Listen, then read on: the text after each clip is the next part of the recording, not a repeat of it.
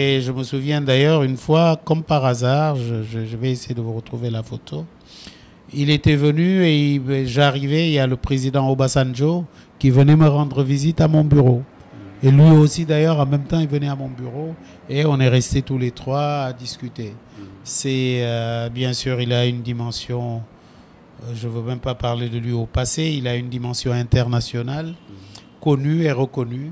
Et encore une fois, nous allons tous prier pour que le Tout-Puissant l'accueille dans son paradis. Oui.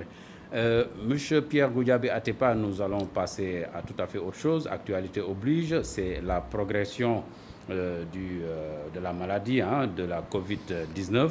Vous aviez fait une proposition à l'époque en disant qu'il fallait réquisitionner l'ARENA qui se trouve à Diamniadio, histoire d'interner là-bas les malades de la Covid. Aujourd'hui, on a vu que cette proposition n'a pas été prise au sérieux. Et maintenant, voilà, la maladie se développe. Est-ce qu'il est trop tard? Est-ce qu'il est trop tard de revenir à cette proposition? Il n'est jamais trop tard pour bien faire. Vous savez, gouverner, c'est prévoir. Dès le début de la pandémie, quand on avait une dizaine de cas, il fallait prévoir qu'on serait à des milliers de cas. Et c'est ça que le gouvernement n'a pas fait. Mais ce n'est pas trop tard. Parce que, encore une fois, quand j'avais fait la proposition, j'avais bien dit que on allait encombrer les hôpitaux et que l'option des hôtels n'était pas la meilleure. D'abord, elle coûte cher comme option. Le personnel des hôtels n'est pas un personnel médical. Les conditions sanitaires dans les hôtels ne sont pas des meilleures pour ce genre de choses. Donc, ce n'est pas trop tard. Ce n'est pas trop tard parce que là, nous sommes dans des pics extraordinaires.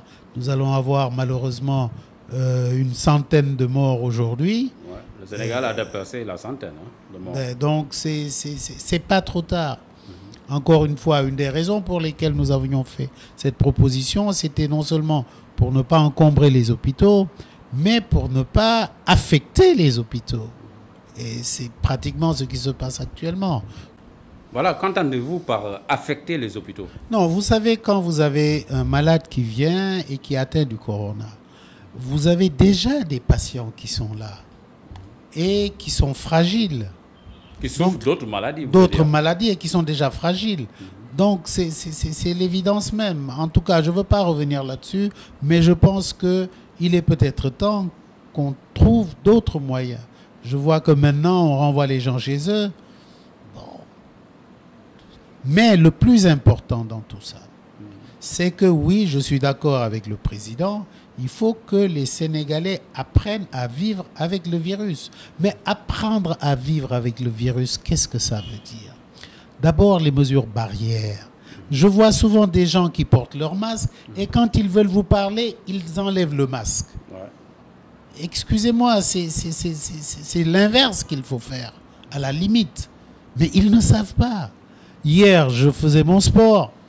J'ai compté les gens. Il n'y avait pas 10% des gens que j'ai vus sur la corniche qui avaient leur masque. Mais ça, ce n'est pas de la responsabilité du président de la République. Oui, non, mais c'est pour cela que je lance un appel aux gens. Le président, il a déjà dit ce qu'il a à dire. Il veut que les gens pratiquent les mesures barrières. Mais encore faut-il savoir comment les appliquer. Ça ne sert à rien d'enlever son masque pour parler. C'est quand on parle que le virus circule. Quand vous avez fermé votre bouche, il ne circule pas. Et c'est ça que les Sénégalais doivent comprendre. À chaque fois, tout à l'heure, je revenais, il y a quelqu'un qui nous faisait une livraison, il vient, il enlève pour me parler. Je lui dis non, c'est maintenant qu'il faut mettre le masque. Mais les gens ne savent pas. Il y a une responsabilité collective. Le président ne peut pas régler tous les problèmes, c'est même pas à lui de régler ce genre de problème. Il faut que chacun soit président chez lui, que chacun prenne ses responsabilités. On ne les prend pas assez.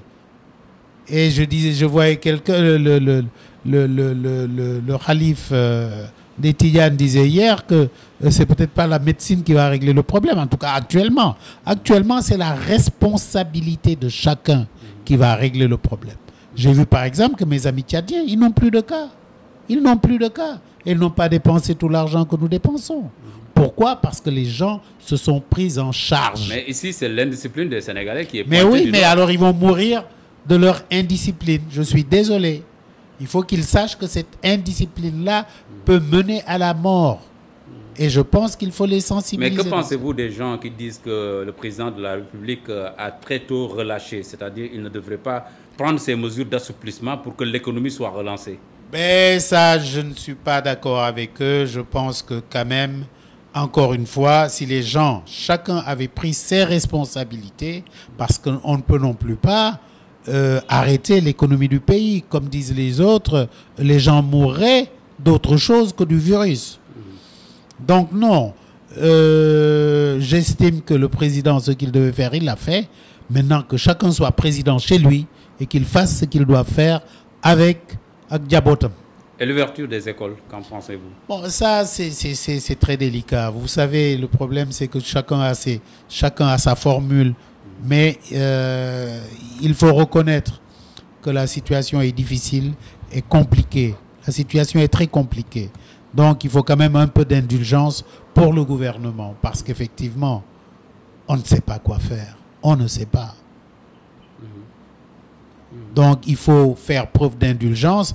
Et si, encore une fois, si chacun balayait devant sa porte, on n'en serait pas là.